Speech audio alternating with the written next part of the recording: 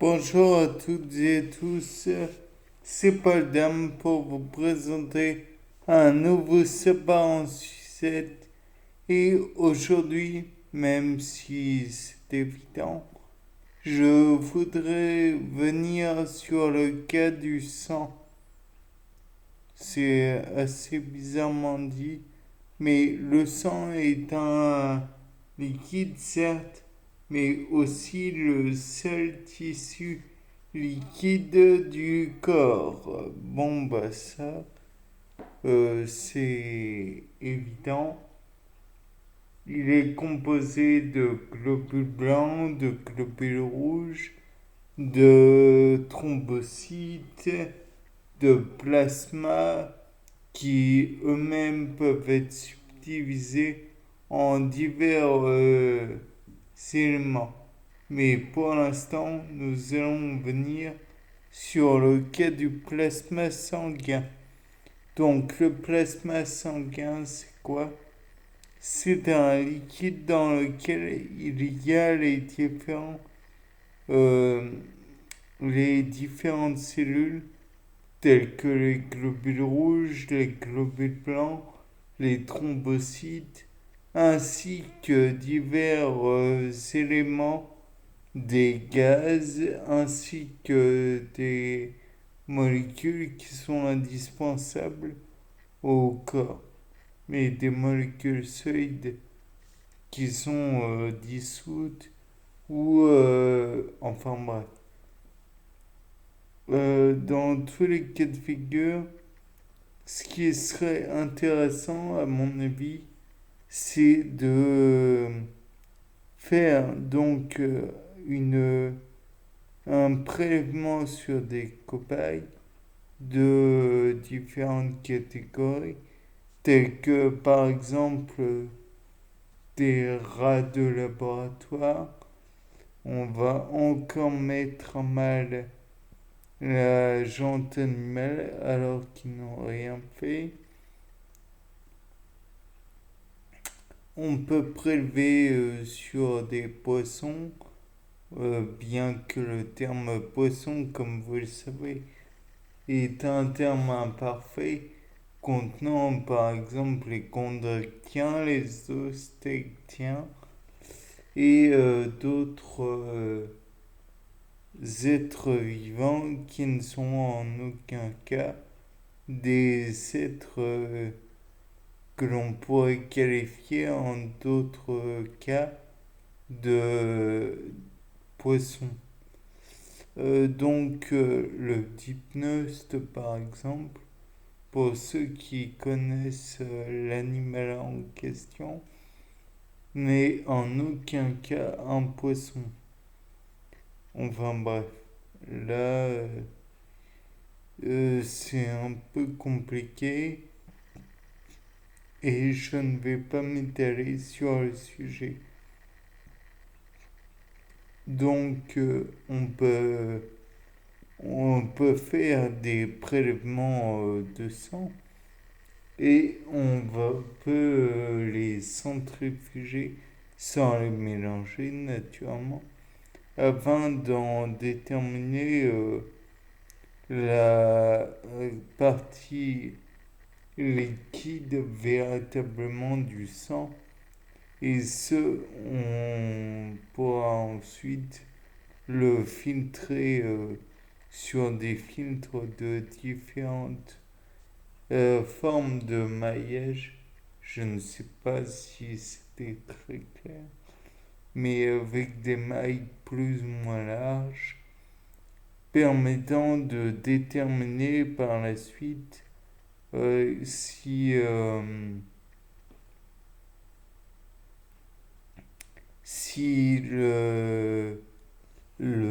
comment dire, le sérum, le plasma sanguin peut être simplement résumé à du sérum.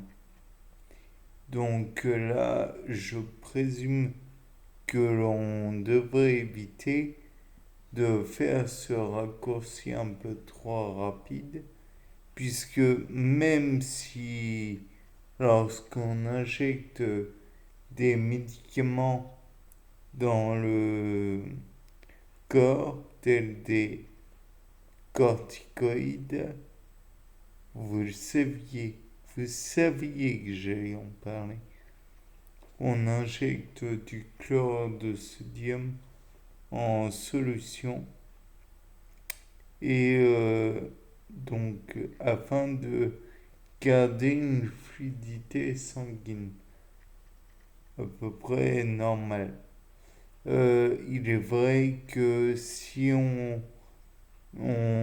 comment dire, on continue le chlore de sodium, c'est juste parce que le, si l'on se fait perfuser en même temps le chlore de sodium, c'est parce qu'il a une composition chimique assez proche du liquide physiologique, ce qui fait de lui un liquide à peu près neutre ou avec un pH qui est relativement neutre. Et que le dioxyde de carbone ne peut pas se dissoudre dans celui-ci. Donc voilà.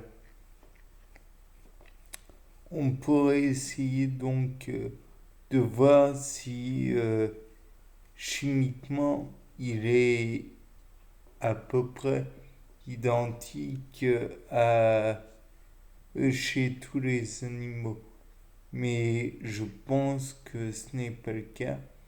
Et je pense qu'il serait bon aussi de prélever le sang de quelques rats de laboratoire pour ensuite déterminer si oui ou non celui-ci a un sang qui est, comment dirais-je, qui contient les mêmes proportions, bien sûr, parce que je sais que l'organisme du rat est assez proche de celui de l'être humain.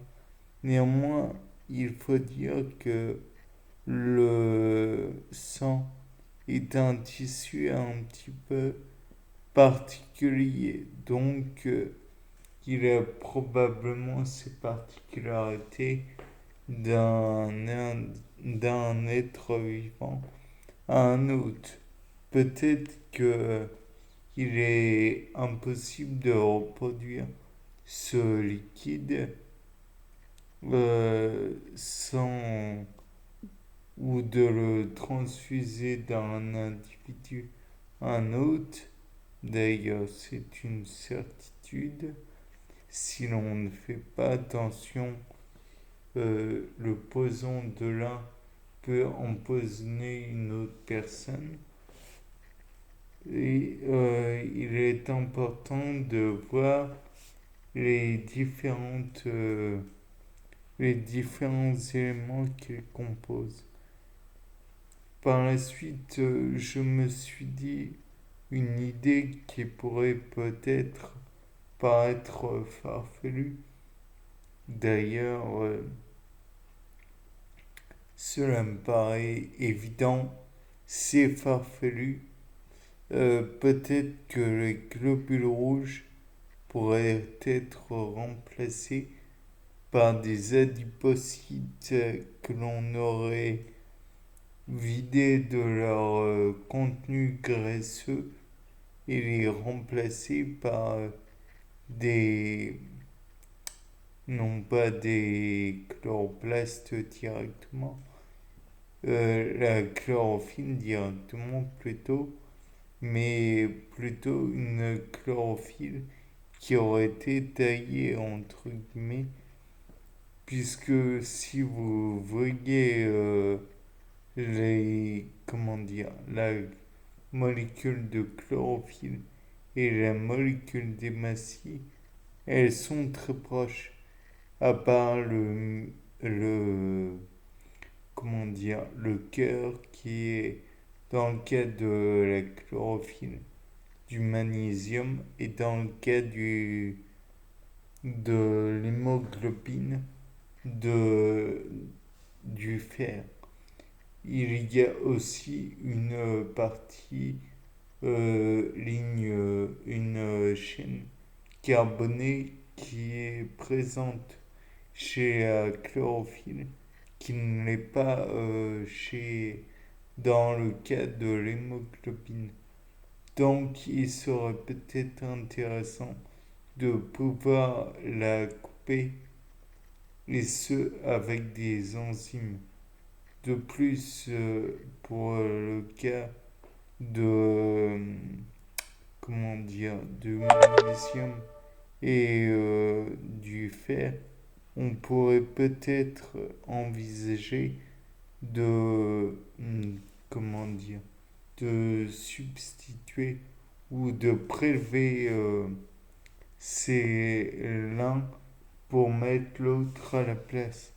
Et donc, voilà, je pense que c'est une réflexion qui mérite d'être réfléchie.